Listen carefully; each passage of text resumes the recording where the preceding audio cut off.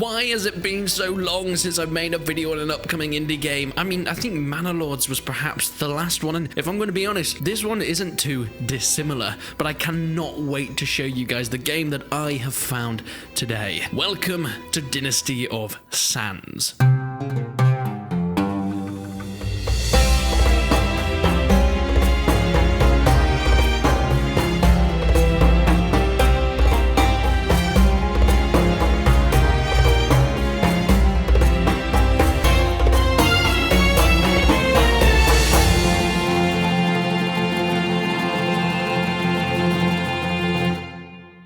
Dynasty of Sands is an upcoming ancient Egyptian city building game. Build a paradise alongside the banks of the river Nile. Construct your mighty pyramid as an everlasting monument to your dynasty. But be careful, Pharaoh. For such a feat, you'll have to manage your people, your resources, and pacify the gods. Yes, once again, we have another city builder that's coming into the historical era. This time, we're stepping away from medieval there and we're going into ancient Egypt. Now, you might have heard of Ancient Egyptian City Builder, which is another game that is being made around this time period, and of course having some very similar features, but I never seen Dynasty of Sands, and I was kind of upset when I saw it because, oh my, I wish I had made a video on this earlier. Now, unfortunately, due to COVID, they've been slowing down the development a little bit, but they have been coming back to it now, so I thought it's a better time than any to start showing it to you guys. So what is it? Well, you start from scratch with straw huts, small villages, and a little colony. Build up your camp, upgrade your buildings, and eventually move through the ages to build a grand, sprawling city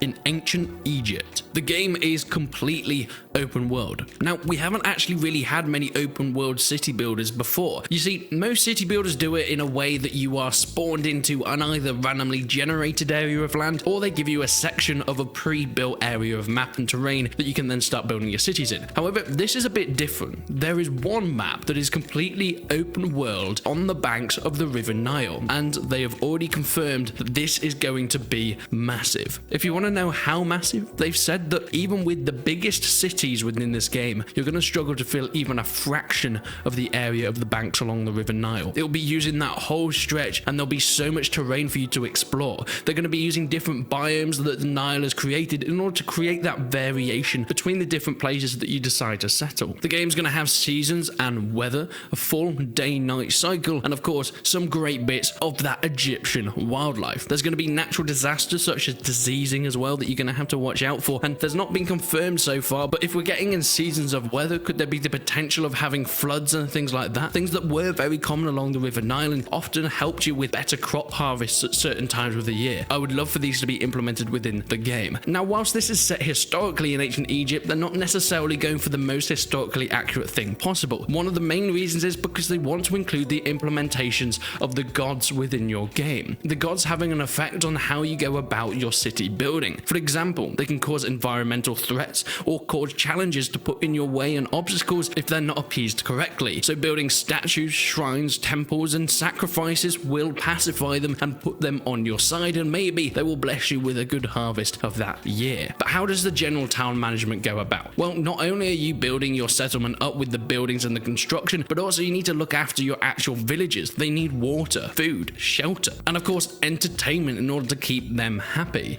It's not necessarily focusing solely on the construction of houses or production buildings, but they're really looking to make a full colony. Something more like Ostriv, where you need to keep people happy and give them enough food in order for them to stay, and maybe even attract new people to come and join your Egyptian settlement. You can of course upgrade construction, where you start with mud huts and straw huts, but through quarries to mine rock, you can eventually build better buildings that people will be much happier with, and of course much safer from the elements. But eventually you'll be working towards building the pyramids. A pyramid to tower over the landscape, the true shrine to the gods that will appease them to no end, and you will forever have great luck. Well, who knows? They might have a bit of a sense of humor and decide to smite you, but you know, a pyramid will probably help with that, right? One of the coolest things that I've seen from the gameplay that's shown so far is the adapted road system. Of course, placing down paths and road is something that we've seen before, but in this it adapts to the kind of terrain that you're putting the roads in. For example, if you're putting them through grassland, it will just be a normal path, but if you're putting it over a river or a lake or some sort of oasis, it's going to build a bridge for you, and it'll completely adapt to the type of terrain and the type of biomes that you've decided to settle and build your colony in. And my, does the game look beautiful. We've seen some gameplay and some cool cinematic trailers, but one of the main things that sticks out to me is the lighting, especially the sunset, the Egypt sun over the river Nile, seeing it glinting off the waters and being able to see it come into your villages as well. The palm trees look absolutely beautiful. This will truly look like an Egyptian paradise, unless of course you decide to let everyone get killed by plague. Talking about things being beautiful, another thing I really like from some of the gameplay is the way farming is done. Of course, you need to build farms in order to get resources and food to keep people happy and also bring other people in. The more food you have, the more people your colony is going to be able to sustain, and the bigger it will grow. However, physical farming looks beautiful. The terrain deformation that's been added in. You can see in the gameplay when the villager plows the dirt field, my, does it look incredible. It seems like it's actually taken into account not just the plowing of the villager, but also where they're walking, their footprints, and it's actually going into the terrain. This is something that I've never really seen this amount of detail in a city builder like this before, and I just think it looks beautiful. We get some really good gameplay showing off the initial start of your gameplay in Dynasty of Sands, you know, placing down wells, clay pits, and of course farms, giving the villagers the jobs that they need to do in order to survive. It's going to be pretty hard at the beginning. Is it going to be as hardcore as something like Banished? I don't know. I guess only time will tell, but we've already been introduced to things like diseases and plagues and weather effects with seasons and the way that the Nile reacts to how much food and harvest you get in, so maybe it could go down that direction. But the real question I have with this, as I mentioned at the beginning, there is another game, Egyptian City Builder, that is going along these similar lines. We have a really successful game in development called Ostriv that I have played numerous times on the channel that I really love. One of the most excited and hyped games in this genre